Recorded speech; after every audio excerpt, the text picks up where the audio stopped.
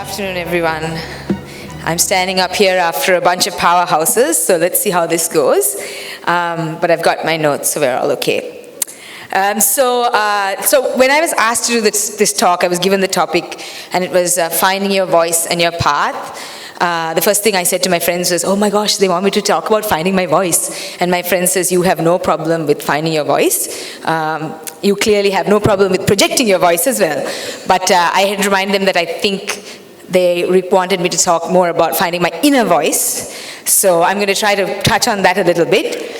But in all honesty, I also had to really do a bit of self-reflection on this topic because I guess in some ways I've never really stopped to think about what drives me and what my inner voice even sounds like, or really breaking down the steps that brought me along this path to where I am. I feel like I'm a little bit like a bull in a china shop. I kind of tend to have a goal and I just run towards it, and I just have my blinkers on and I'm very focused and I'm very driven. But it was nice to actually have to sit and think a little bit about, what are these influences and where did they come from? And I do acknowledge some of them in general, but I think the first thing we have to all acknowledge is to find your inner voice. It really begins with the outer voices that you hear as a child. Those voices that help to actually form your thoughts, that influence you at a point when you maybe, you're just coming into the world and really learning about the world around you. And for me, there's a couple of very influential characters in my life, and they're my parents. My mother would be the most influential, and appropriately enough at a forum like this for me to celebrate her and speak about her. Because as a young child, maybe when I was about 6 or 7 years old, I remember she sat me down and she said, Asha, if we can only educate one child, it'll be you. I have an older brother. She said, because society, he's a boy, he can be a garbage collector and he can find his way to the top. It's fine, society will help him. But society is not prepared for you. I want you to stand on your own 2 feet. And of course, at that time, I was thinking, what an absurd thing to say. I was standing on my own feet. I wasn't using anyone else's feet. But because I was just too young to really understand the gravity of her words. But subsequently, with time, as I've got older and maybe a little wiser, I've definitely got more gray hair, I think to myself, the power of her words, the confidence that she gave me, and just the knowledge that, I was really valuable.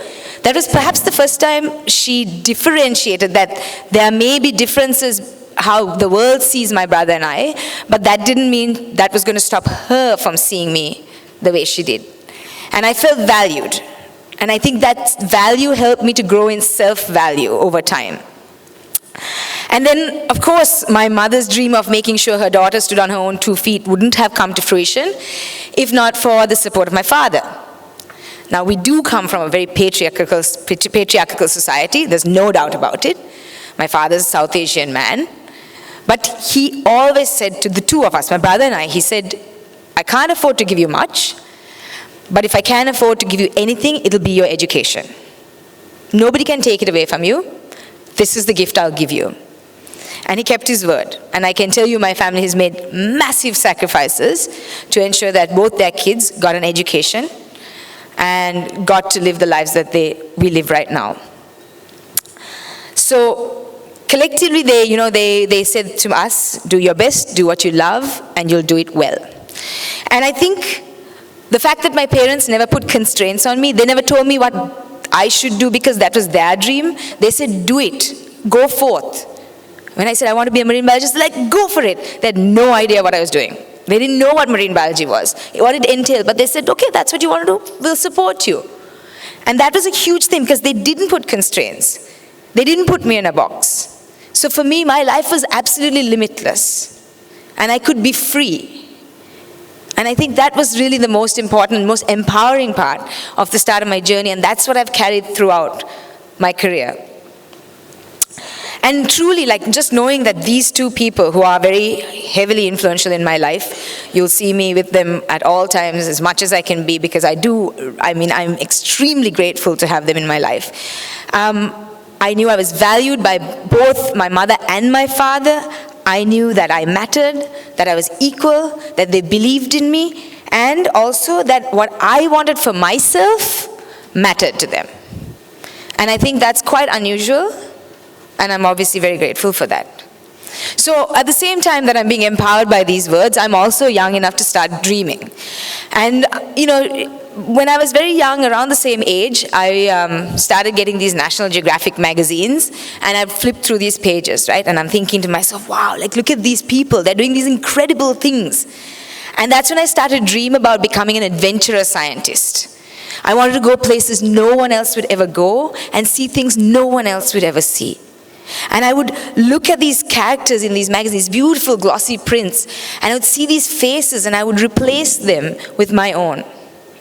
And I was young enough at the time to not see that all those faces were people from North America or Europe. There was no one who looked like me. But I didn't know the difference, and I didn't care, frankly, because I was going to insert myself in those pictures, and that's what I was going to do. And I definitely have, which I'm very thrilled to say. But then on this path, I also fell in love with water, and you know, there are a few people in this room who've known me for a very long time. I'm a swimmer. I'm an absolute water baby before my career as a marine biologist. And so, you know, marine biology seems like this natural path. It's very adventurous. It's science, it's really cool science. You can ask questions and you can go down these crazy pathways, try to figure out what the answers are, and it involves water, right? So for me, these three essential elements thrown together. And then at 18, I'm super excited. Now I'm telling everyone very proudly, I'm going to be a marine biologist. And I have all these aunties and uncles coming and saying, Ane Puta, but what are you going to do with this degree? So I'm thinking, I mean, I live on an island. Doesn't that seem like the most natural job? If you live on an island, you work with the ocean, right? Like that, to me, like, so I was like, I'll carve my own niche. And they were like, anyway, that means you're going to go abroad and you're not coming back, no? So I was like, that seems like a ridiculous assumption, you know? I was like, I mean, I'm going abroad only because I can't study marine biology in Sri Lanka because it doesn't exist, but I will come back and serve my country. Because I don't want to go live in some other country and give them my expertise when I can come back to this incredible, beautiful tropical island and be part of something that creates something that doesn't exist. So for me, I was resolute in that fact, that desire to come back and live in this country and serve and watch, just change what happens on the ground here and take Sri Lanka to the world. And that was a very, very early dream for me. So, of course, now this dream exists, and I have to try to fulfill this dream, which is always, you know, that's the second lot of challenges. As you pause and you take a deep breath and you're like, oh crap, now I've told these aunties and uncles I'm going to do this. Now how am I going to do this, right? So I go off, I went to university, I went to Scotland, obviously, you know, beautiful but grey and dreary. But I did 4 years of marine biology, so my degree was in marine biology. I was quite focused on that, as I said. And then at the end of it, I thought, okay, well, I have all this, this theoretical knowledge. So now I want to apply this knowledge, right? What does a real marine biologist do? It's not just about the books. So I thought, okay, I better find a place to do volunteer work. And I couldn't do volunteer work in Sri Lanka because the field didn't exist. So I decided then to find a country that was empathetic enough to let me come in, because as a Sri Lankan, we all know visas are a classic hurdle in our lives, and I needed to go somewhere where they would allow me to come as a volunteer with spend about 6 months with no real set out path. And so New Zealand has a great conservation ethic, and they were very welcoming, and I got a 6-month visa. But then, of course, the next thing was, okay, now New Zealand is far. So now I had to find money to get myself to New Zealand. So then I went in, because I was still in Scotland finishing my degree, I started working in potato fields. So I would dig rotting potatoes out of potato fields to make money, so that I could then earn enough money to buy my flight to go to New Zealand to become a volunteer. So I'm very proud I get to New Zealand. My parents, I will tell you, they are obviously very supportive, very liberal, very open-minded. But of course, they were really nervous when their daughter decided she was going to take a backpack and go to New Zealand. Back in the day when Wi-Fi didn't exist, okay? So they couldn't text me every day or any of that.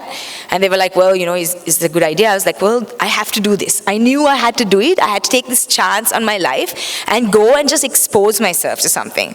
So of course, they gave me their blessings. Of course, I went. And I get to New Zealand, I realize I don't have enough money to actually live in a structure. So I lived in a tent for the best part of 6 months. I worked on research projects, voluntary research projects. I've got great tent stories as a result, so I mean, I have no regrets whatsoever. And then when I was living in this, so one of the promises to my parents was that I would email them. So email existed, and I'm not that old, but so anyway, but dial-up email. So yeah, okay, so it's quite old, right? Dial-up internet, you all remember, no? You go, you pay some money, it's this big block computer, and it goes, and you're waiting for the damn email to come. So anyway, so I would write to my parents, and then one day I got an email from an old professor from my university, and he said, there's a whale research vessel that's going around the world, and it's stopping in the Maldives and Sri Lanka. He said, why don't you try to get on it? So I thought, okay, that's it. I told you, I'm very focused and very committed. When I want something, I'll work for it. So then I wrote to the owner straight away, and I said, my name is Asha De Vos. I want to be a marine biologist. I want to study marine mammals. You have this incredible yacht that's going through Sri Lanka. Would you be able to give me a place as a volunteer? And then, of course, I had to go back to my tent, get on with my life, come the next day, check my email, and there was an email from them. And I was amazed, right? So fast. And it was like, thank you for your email. We're sorry we don't have any space for you. So I was like, right, this is not going to work for me because I clearly want to get on this vessel. So I wrote to them every day for 3 months until they let me on board.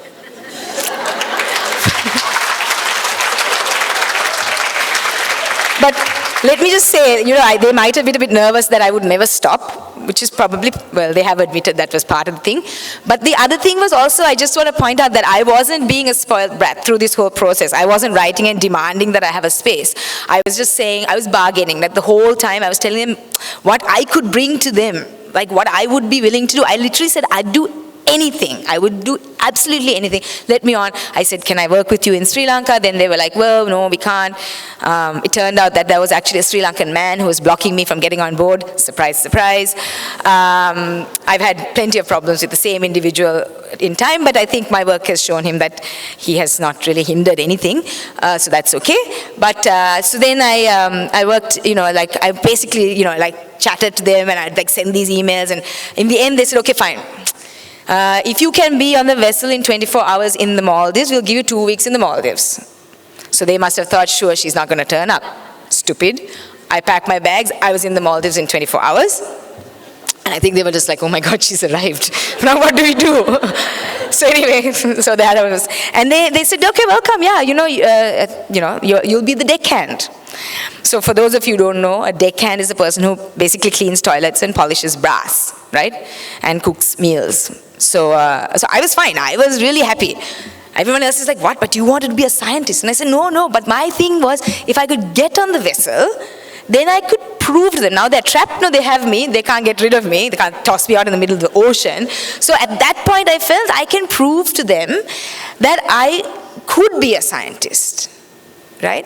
So it wasn't just about, this life is not a free ride, and I'm sure all of you know that. Things don't just, frankly, I tell people, I'm so glad that my life has had these ups and downs, because if I stood up here, I wouldn't be standing up here if my life went to school, went to university, got a job, won an award. Nobody would want to hear about my story.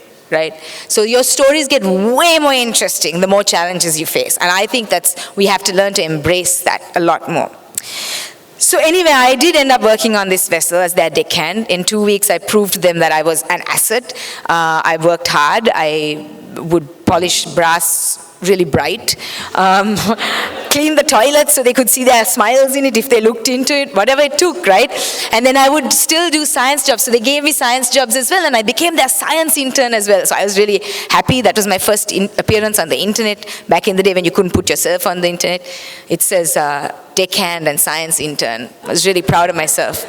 But the point is, I managed to convince them that I had this skill. So then that's when I first saw the blue whales around Sri Lanka, because they kept me on for the 6 months in Sri Lanka.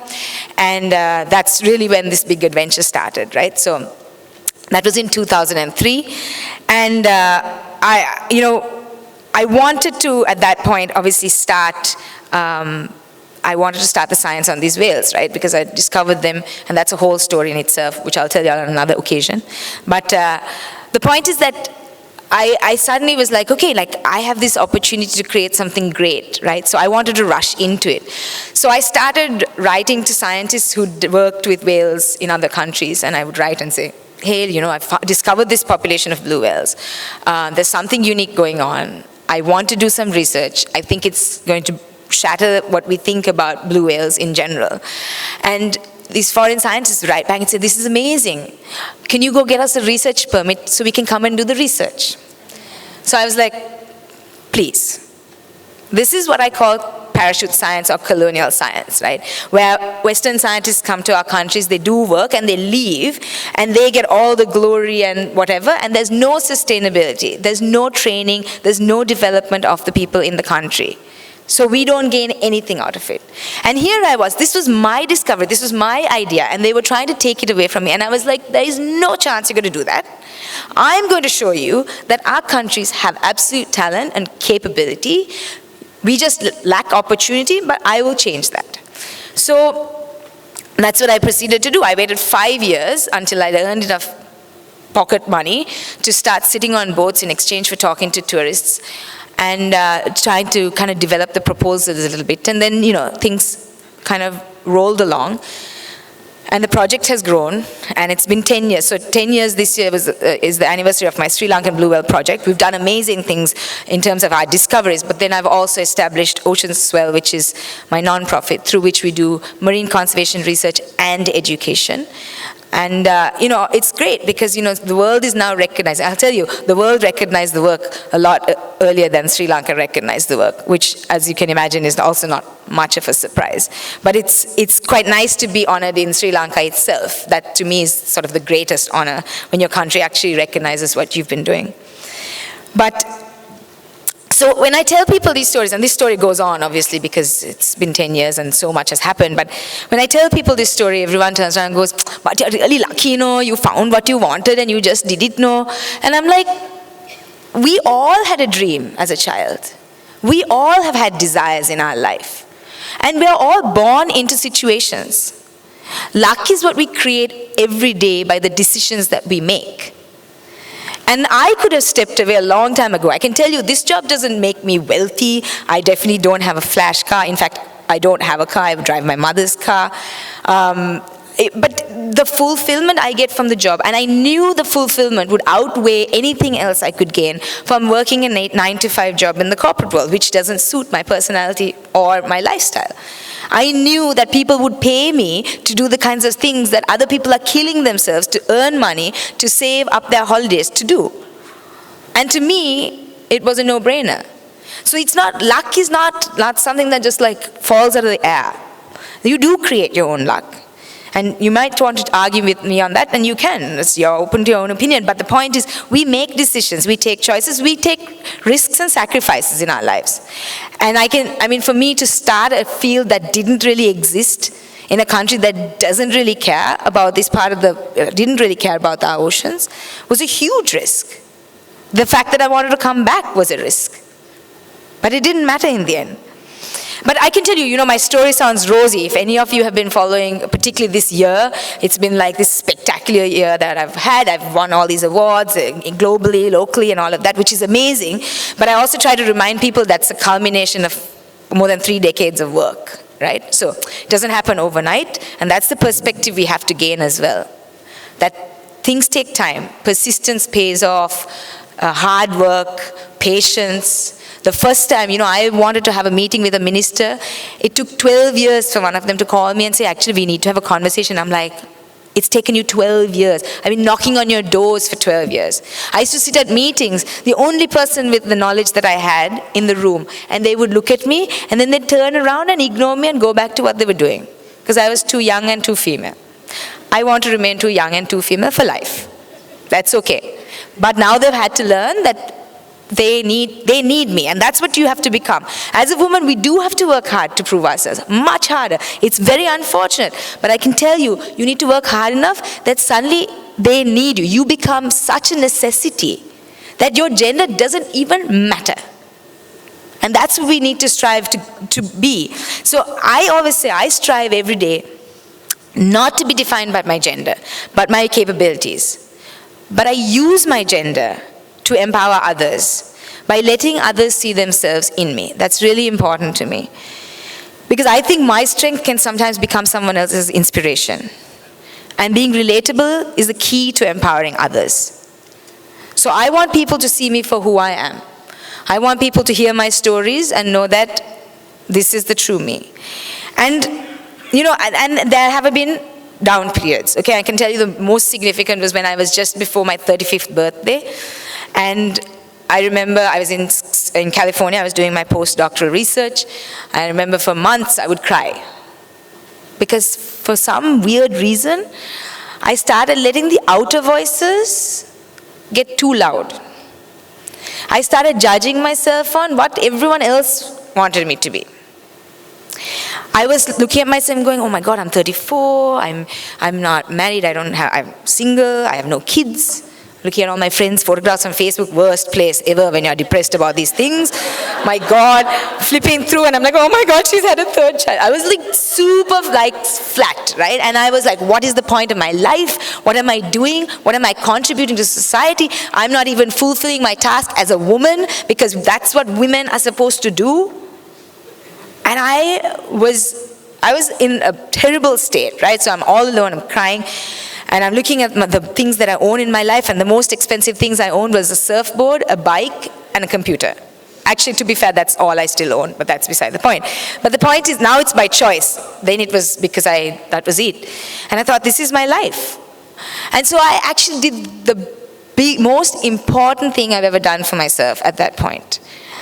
I decided to take care of myself, which I assume many of us forget to do fairly often. And my choice for taking care of myself was to go off on a Vipassana retreat. Now, if you don't know what a Vipassana retreat is, it's 10 days of meditation, 10 hours a day, no reading, writing, speaking, or eye contact. None of my friends thought I would survive it because there was no speaking for 10 days. That was not the hardest part, I can tell you that. But I'll tell you, it was definitely one of the most important and most fulfilling things I've done for myself, because I managed to learn to quieten those outer voices. I started to hear only my inner voice, because when you're 10 hours a day on your own, there's nothing to distract. So it's those inner voices that come out. And you gain perspective. I started to really look at my life and think, what the heck I've done? And at that time I'd done a pretty good amount of work already, and I was like, yeah, come on, this is good.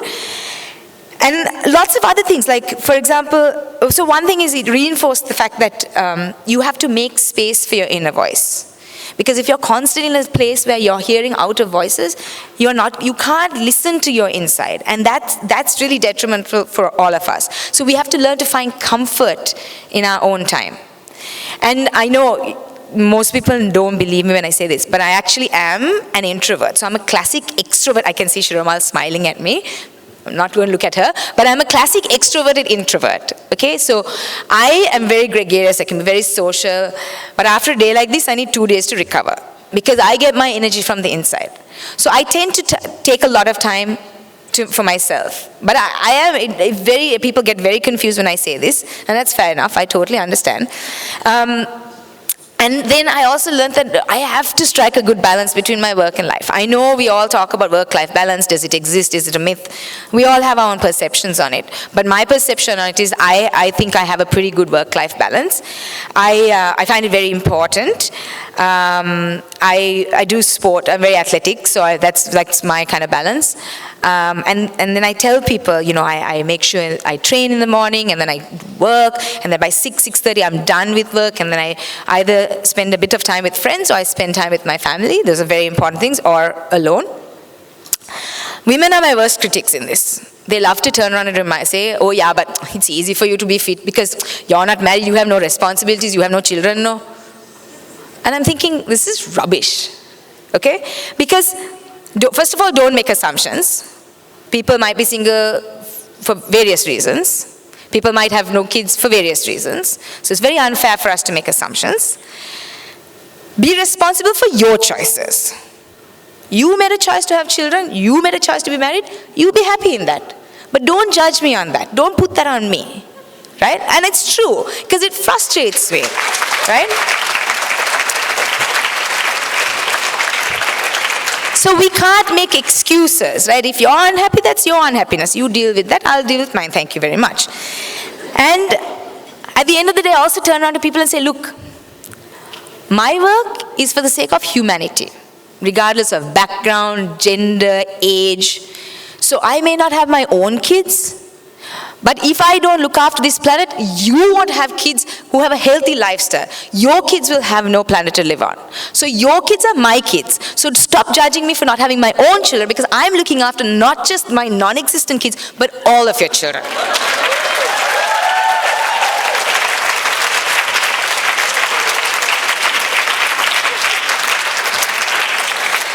So I got a couple of last messages. I can see she's approaching the podium right now. But so obviously for me, finding my inner voice has been this whole journey. I mean, I also, you might see me running, sometimes talking loud to myself, so that inner voice sometimes emerges. My running friends actually call me the podcast because I love telling stories, so I do like talking. But I'm clearly a very passionate individual, and I believe very strongly in living the life that I want to live. And I think that's what we have to all learn, is we live in a world of constraints where people tell us what we should be or how we should live or what we should do. But that's their life, no? So in the end, you're the only person on this one road, right? So if you're not happy, and if you're not finding that joy, and if you're not doing the stuff that fulfills you, you're going to be lying on your deathbed. And someone else talked about a deathbed earlier, and I was like, I also talk about deathbeds. I think the same thing. I think when I'm lying on my deathbed, I want to look back and go, yep, not a regret. I've done it all. I've served humanity. I've served the world. I've served my oceans. I've lived that mission. And now I'm ready to go. And that's how I want to feel. And I think you can only really get yourself to that point if you truly live that life where you are finding that fulfillment within yourself.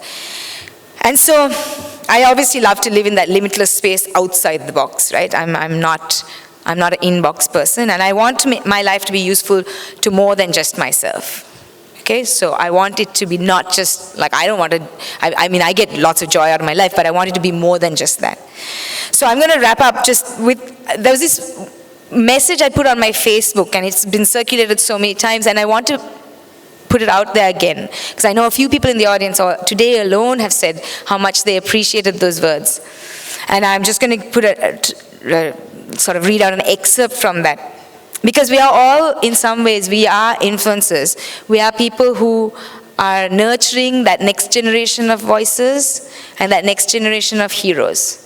And we all have a responsibility, even if we haven't found our own voices and our own paths in the way that we'd really like to, we have a responsibility to make sure that that next generation has the opportunity and knows that we are standing by them and allowing them to do it. And seriously, this is what I wrote. School is not the be-all and end-all of life. I was a student, I was a pretty good student, never won a class prize, ever. I won sports prizes all the time. And I don't think I'm a bad student. I was just not driven by this whole system of memorization that our education system loves to celebrate, right? But school is not the be-all and end-all of life. It's just the beginning. Work as hard as necessary and have fun in school, because it's the portal through which you step. Once you get through school, you have the freedom to control your own destiny. Today, I only do things that I'm truly passionate about. I'm always pleasantly surprised when I get these award letters and things like that, because the award is not my end goal. Change is. Always remember, who you were in school doesn't determine who you'll be in life, and who you are in life is really up to you. So I'm going to ask all of you to dig deep. We all have an inner warrior. Release that inner warrior. Live with passion. Have courage. Seek to serve. There's a lot of fulfillment in serving. Be driven by the beauty of life. Believe in the goodness of humanity. Take time to learn who you are and know who you are. Grow your heart. Surround yourself with love. And absolutely never give up. Thank you.